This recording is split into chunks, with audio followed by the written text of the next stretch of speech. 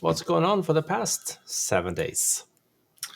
Yeah, so we've had a couple of things that I came across from the community, and did want to mention too. So I just got back from Minneapolis last night, having the fantastic opportunity to present up at the Twin Cities Systems Management User Group with a couple of other people. We had Fabian Rodriguez talking about Mac OS management yesterday. Steve Weiner came up and talked about his very unsupported but very cool solution on migrating devices from hybrid entry joined to native entry joined, or from one tenant to another. He had a lot of very cool scenarios that he talked through, highlighting again unsupported, but very cool presentation to see. I talked a little bit about Laps yesterday, and Matt Roy talked about Microsoft's enterprise app catalog. Very great turnout, which you and I, big proponents of user groups and things like that. So it was fantastic to see a full house yesterday. Very cool stuff. Nice to get out of the house. Perfect timing too. We're on the back end of winter, and get out and actually talk to some folks about Intune yesterday. It was just really fantastic stuff. All right, then. So just wanted to talk about that real quick, but I do have some blog posts that I come across that I would like to share. So I should share your screen. That's what you're saying. Absolutely. How about this layout? That looks pretty good. And man, I almost guessed the screen size almost exactly. There we go. All right. We're going to go with that. Yeah. Oh, thank you. All right. Back to business. Came across a post from Rudy, and maybe we shared this. I just came across it today. I hear the thunder over by you now. Yeah. I'm sorry. I got to focus. A little distracted by the storm right now. Rudy posted this blog post over on the Patch My PC blog a couple of weeks ago, and it might have just been reshared this afternoon. But I wanted to share it because I know many folks have come across, myself included, have come across the 65,000 error code in Intune when using the settings catalog. So this blog post just has a few things that you can look through should you come across that error. And so just if I scroll down to the bottom, there's some great stuff in here on how these ADMX templates or ADMX backed templates in the settings catalog get applied, as well as some of the things that you can do to try to troubleshoot that. Sync ML logs, check event viewer, and in at least one case, check the service health dashboard to see if there are any issues that could be causing these templates to not be applied properly. So really good stuff here, as always, from Rudy. I also came across this blog post. I did not finish reading it just yet, but I've been working with Windows Hello for Business and security keys and stuff a little bit more recently. So this was really interesting to me. Morton wrote about how to authenticate with Windows Hello for Business and FIDO keys in an RDP session. So great blog post here. Man, now it's hailing. Yeah, I just got a visitor crawling up under my desk here. That's why I was moving my chair before. But oh yeah, I have like a, I don't know, 3.5 square feet area covered by a small horse. I came in. He's bigger than the area, but he make a point of fitting. So he's not in his usual spot behind you because he hears that storm going. No, Ray is right there. She's flat out on her back. Couldn't care less, but kind of do not like thunder.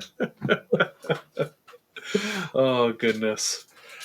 All right. What else do we have? A couple more things. came across this blog post that was just interesting to me. Again, controlling Microsoft Teams privacy settings with Intune. So Perry Larson wrote this blog post. Some good stuff here as well. And I also saw this note from Lior earlier today that Intune Device Inventory for Apple and Android devices are going to be going GA next month. And this is included in the standard Intune P1 license, which makes me very happy, as I'm sure it does everybody else as well. So wanted to make sure that I shared that. Again, as we often talk about, we try to pay attention to these, some of these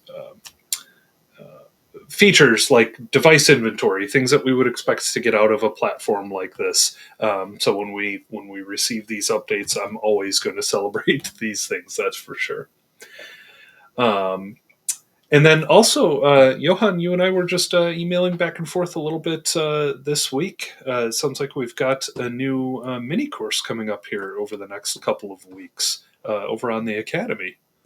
Yes, this was a course that I was presented. Of course, it was a session that was presented at the Nordic Virtual Summit. You might remember the one I went up at.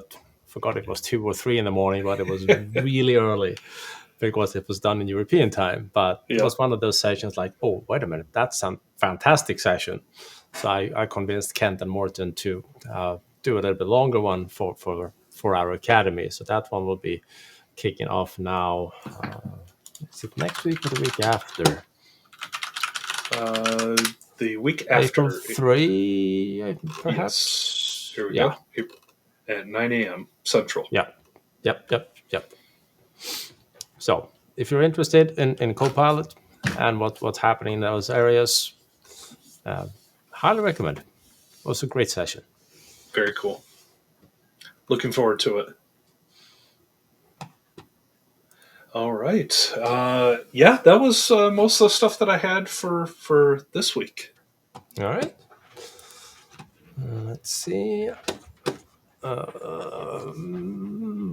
My screen. There we go. That's your screen? Yeah.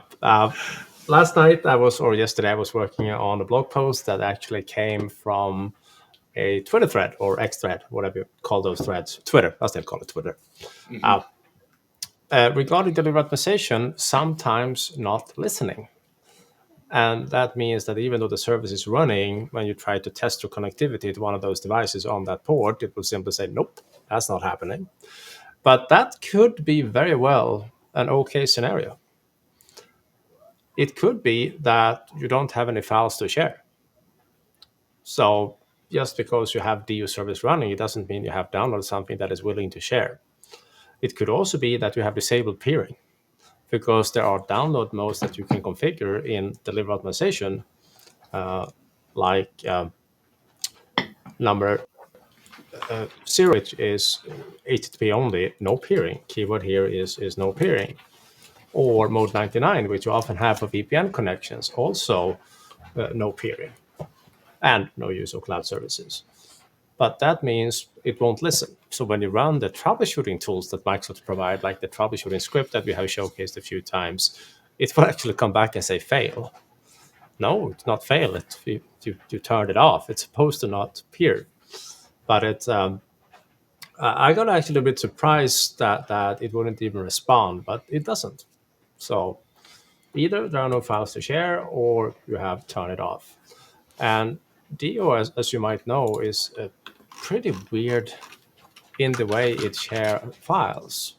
So if you have Windows 10 or Windows 11 and you have not enabled local discovery, like the DNS SD peer restriction, it will only share 4 files at the time. Even if you had downloaded 104, it's only going to share 4. So that's why you typically need an entire fleet of machines to get a good coverage on a subnet. But starting with Windows 11, when you enable DNS-SD, it will share everything it downloads. So obviously, if you download 100 files, it's going to share 100 files. So you typically get much better coverage there. So But yeah, I summarized my thoughts on that. I learned a little bit about WMI Bridge Provider also for DO. Thank you, Gary, for helping out with that one. But yeah, good little blog post. Great stuff. Yeah. I've also been answering questions regarding Samsung SSD drives that have been failing left and right for people, including myself. I returned 5 so far. I'm planning on returning 2 more. They are simply not good under heavy load. And I was having a Twitter thread with Richard Hicks earlier today. He has seen the exact same issue. And I know you had some of those as well, Andrew. So basically, Absolutely. not useful for high write volume workloads like virtual machines, which is what I use them for. So buy something else, like a Western Digital Red for NAS caches or Micron for server grade Micron. They can be branded with Dell or whatever, but they are server graded enterprise disks. And they usually have a writing capacity of somewhere in between 5,000 terabytes and 7,000 terabytes before they call it a night. So if you only write, let's say, 100 terabyte a month, you're in good shape. And it's kind of hard to get up to 100 terabyte a month, but you never know. Sounds like a challenge. Challenge accepted. Then I stumbled across a post from Morris Daily, and I figured I should share this because they are now starting to see issues with the March patch or BIOS version. And you don't see the threads here, but because I'm not logged in on Twitter on this browser, but there were others seeing the same thing, different issues, having blue screens and locks, etc. So if you have a chance to have one of those devices and are seeing the same type of issues, please reply to this thread and see if something can be worked out, or if it's simply required to downgrade to an older BIOS version or wait until Dell fixes the problem and releases a new one. So that's something I wanted to share. So that's my little rant for the day. All right. Good stuff. Yeah, hardware's been a little frustrating the last couple of days. And to your point about the Samsung NVMe drives, it's unfortunate that we've had that experience. I think you and I have both had a really great experience with their NVMe drives up to this point. Heck yeah, we used them for 10 years. 40, 50 lab machines is just not a problem. And now suddenly, nope. The 4 terabyte ones, nah, not good. Yeah, it's a bummer, to say the least. It's been frustrating. Yeah. Yeah. All right. Well, we've got some familiar names popping in, joining us today. I see Matthew's joining us over on YouTube, and Mr. David Segura also joining us on LinkedIn. Well, good to see friendly faces or names. Question is, do we have any questions out there? That's a great question. Yeah. Otherwise, I feel good because I was doing our Windows 11 internals training last week. So I figured I could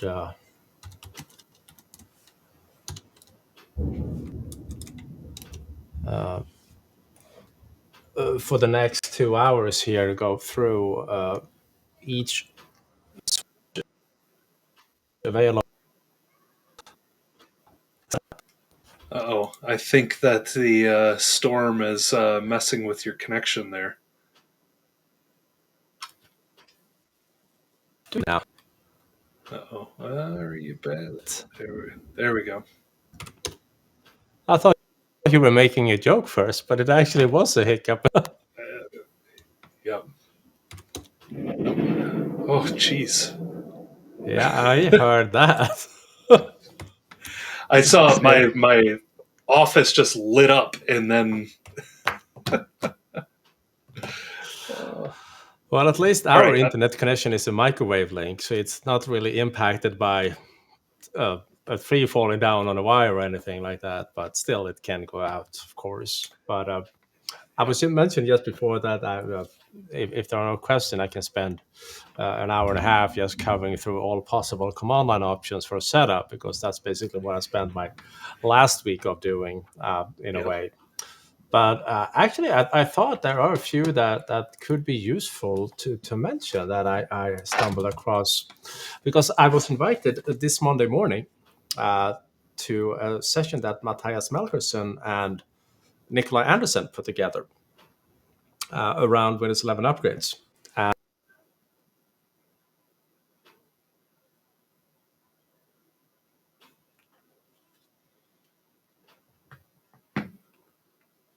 Uh-oh. I think we might have lost Johan for a moment.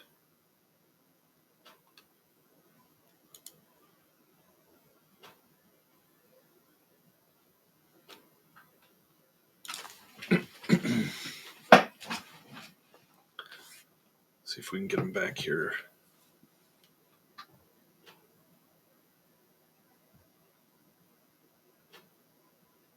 Hey, no, it's just me.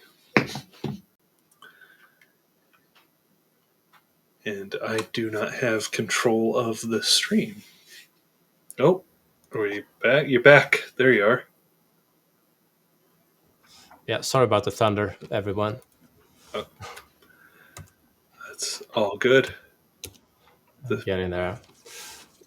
So this feature update controller generates the setup config file and everything related to it, but it also has modules like plugins that you can tap in to do other type of customizations.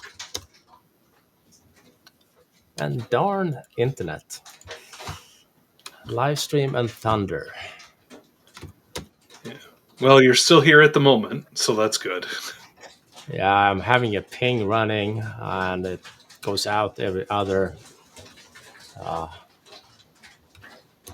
session or second or so. Now it seems to be stable again. I hear that hail over by you too now. Yeah, indeed.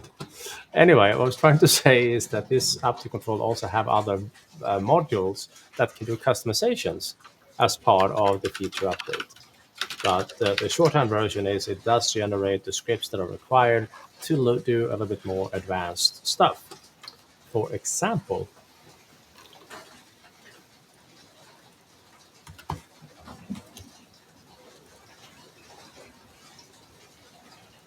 generating this file that setup will use when driven from Intune.